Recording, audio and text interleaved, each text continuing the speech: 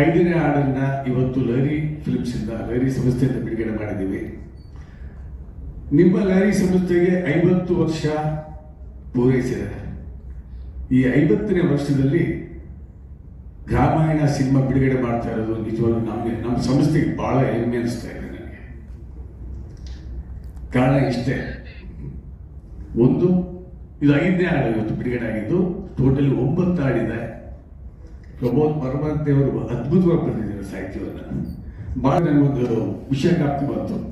ಪುಟ್ಟಣಾಜಿ ಅವರು ಆ ಕಾಲದಲ್ಲಿ, ಮತ್ತೆ ಅಣ್ಣ ಅವರೆಲ್ಲ ಗೀತ ರಚನೆ ಚಿ ಉದಯಶೇಖರ್ ಅವ್ರು ಬಿಡ್ತಾ ಇದ್ರು, ಆರ್ ಎನ್ ಜೆ ಗೋಪಾಲ್ ಅವ್ರು ಬಿಡ್ತಾ ಇದ್ರು.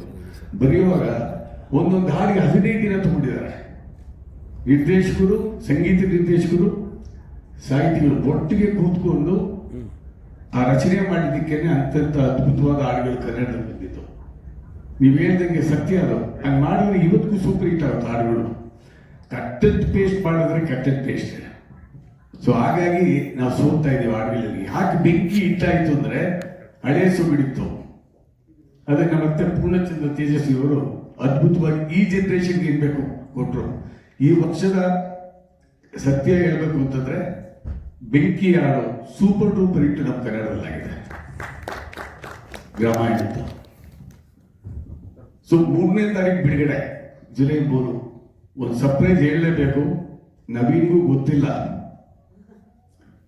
ನನ್ನ ವೆಡ್ಡಿಂಗ್ ಆನಿವರ್ಸರಿ ಇವತ್ತು. ಎಸ್ ಸರ್, ನೋಡಿ ಎಂತ ಏನು ಹೇಳೋದು ಗೊತ್ತಿಲ್ಲ ನನಗೆ. ಜುಲೈ 36 ವರ್ಷದ ಮುಂಚೆ ನಾನು ಮದುವೆ ಆಗಿದ್ದು, ಅದು ಹೇಳ್ಬಿಡ್ತೀನಿ. ನಾನು ಮದುವೆ ಆದಾಗ 21 ವರ್ಷ, ನಮ್ಮ ಮಿಸ್ಸಸ್ಗೆ 18 ವರ್ಷ. ಮೌಂಟ್ ಕಾರ್ಬಲ್ ಅಲ್ಲಿ ಓದ್ತಾ ಇದ್ರು. ಬಹಳ ಜನ ಅನ್ಕೊಂಡ್ರು ಲವ್ ಮ್ಯಾರೇಜ್ ಅಂತ, ಅಲ್ಲ, ಅರೇಂಜ್ ಮ್ಯಾರೇಜ್ ಅದು. ಸೊ ಇವಾಗ 36 ವರ್ಷ ಆಗ್ತಾ ಇದೆ, 37 ವರ್ಷ.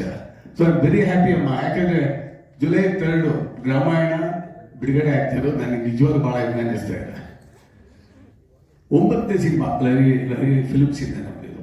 ಫಸ್ಟ್ ಮಾಕ್ಷತ್ರಿಯ ಮಾಡೋದು, ಗಣೇಶನ್ ಗಲಾಟೆ ಆಯಿತು, ತೆಲುಗು ರೋಜಾ, ತೆಲುಗು ಇಂದ್ರ, ಅದಾದ್ಮೇಲೆ ತೆಲುಗು ಪಿಕ್ಚರು, ಮತ್ತೆ ಲಾಸ್ಟು ತಾವೆಲ್ಲ ಆಶೀರ್ವಾದ ಮಾಡಿದಂಥ UI. ಈಗ 9ನೇ ಪಿಕ್ಚರ್ ಇದು. 9 ನಮಗೆ ಬಹಳ ಅದೃಷ್ಟದ ಸಂಖ್ಯೆ ಲಹರಿಗೆ. ನಾವು ನೋಡಿ ಯಾವುದೇ ಬಿಡುಗಡೆ ಮಾಡಿದ್ರು ಕೂಡ 6:30ಕ್ಕೆ, 5:40ಕ್ಕೆ, ಆಮೇಲೆ ಪ್ರೇಮಲೋಕ, ಮನಮೆಚ್ಚಿದ ಹುಡುಗಿ, ರಣಧೀರ, ಇದೆಲ್ಲ ಇಲ್ಲೇ ಕಾರ್ಡ್ ನಂಬರ್ ನೋಡಿದ್ರೆ 9 ಇರುತ್ತೆ. ಸೊ ಹಾಗಾಗಿ ಇದು ವೆರಿ ಲಕ್ಕಿ ನಂಬರ್ ನಮಗೆ. ಸರ್ ವಿನಯ್ ಸರ್, 9ನೇದು ಸಿನಿಮಾ 100% ಸೂಪರ್ ಹಿಟ್ ಆಗುತ್ತೆ.